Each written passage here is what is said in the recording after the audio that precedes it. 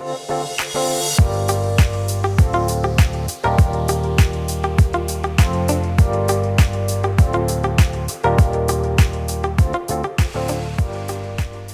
there, Hillary here for Waterlogged on behalf of saltwateraquarium.com.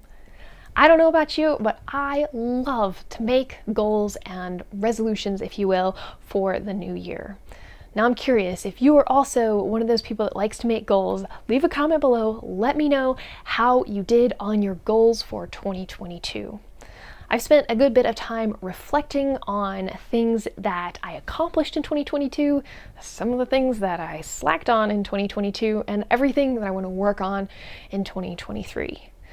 I like to set goals for myself because it helps to hold me accountable with myself as I go throughout the year.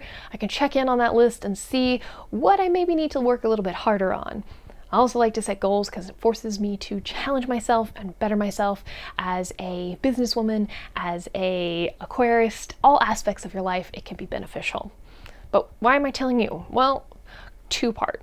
One is to help hold me accountable. If you see me at a trade show, I would love for you to come up and ask how I'm doing in accomplishing my goals for this year. And another part of that is hopefully I will inspire you to maybe set some goals for yourself. Then together we can grow as aquarist and hobbyist. So let me tell you a couple of the goals that I have for this year. First comes first, that is doing better at water changes and water testing. 2022 was an absolute crazy year with respect to travel. I attended a lot of the major trade shows throughout the year, and in addition to that, I was searching for a new home. I was also moving halfway across the country with the new home, and things didn't go as well as planned through all of that. And honestly, I could have been better when it comes to water testing and water changes. Not to say that I didn't do it at all, but there's a lot of room for improvement, and that's one of the big things that I want to work on in 2023. I'm going to take a pause from talking to you about my goals to remind you, if you haven't looked at the expiration dates on your test kits, go do that now. If those test kits, if any of the reagents or the powders, the liquids have expired, you need a new test kit.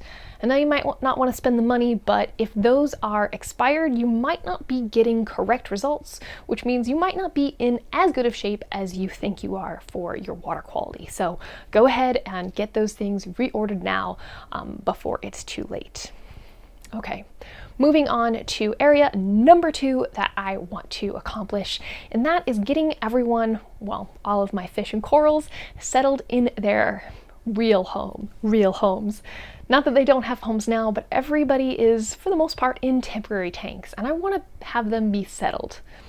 You might be aware that I am in the middle of doing a build series. I've got a Red Sea Reefer 425 tank that I'm in the process of building, so all of my corals and most of the fish that were in the reef tank and then some that were not in the reef tank are going to go in that tank.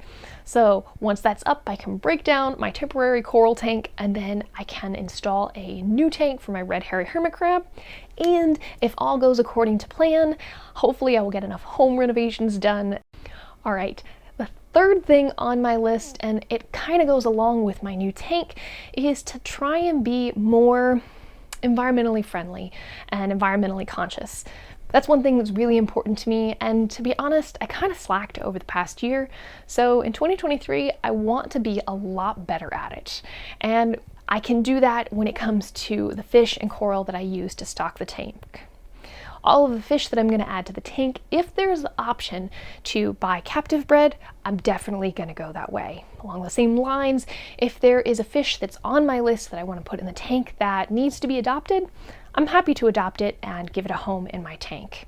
Doing that, it kind of reduces the stress on the wild populations, and it ensures that a fish that didn't have a home now does, and it also is going to support the science around captive breeding and aquaculture of tropical fish.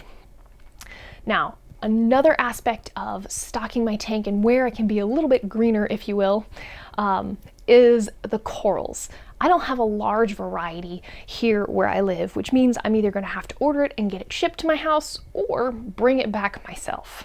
I've already mentioned I get to go to a lot of the trade shows, and there's tons of coral vendors with glorious, beautiful corals, and I'm gonna bring some home, which means I need to go ahead and get my little coral travel container so that I can bring them home.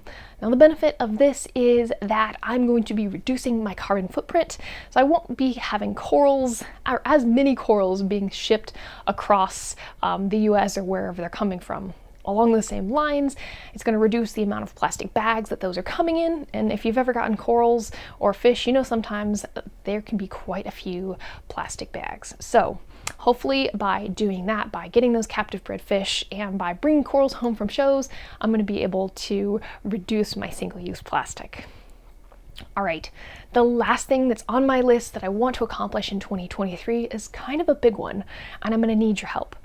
So a lot of you have told me how much you really enjoyed the waterlogged videos that were behind the scenes at Aquarium of the Pacific. And I gotta say, those are some of my favorite videos too.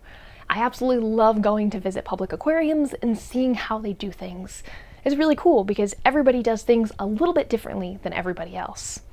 Now, additionally, when you go behind the scenes at public aquariums, you're often privy to some of the cool stuff, the science, the conservation projects that they are working on.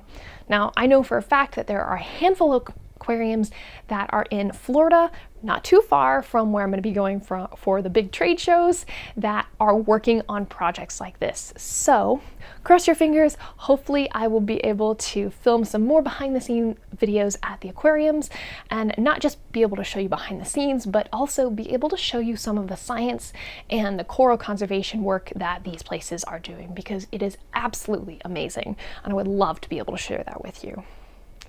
All right, that wraps up my goals for aquarium keeping for 2023. I'm curious to know, now that you've heard this, what are some goals that you have for keeping aquariums? All right, this has been Hillary for Waterlogged on behalf of saltwateraquarium.com. Thank you so much for watching, and Happy New Year!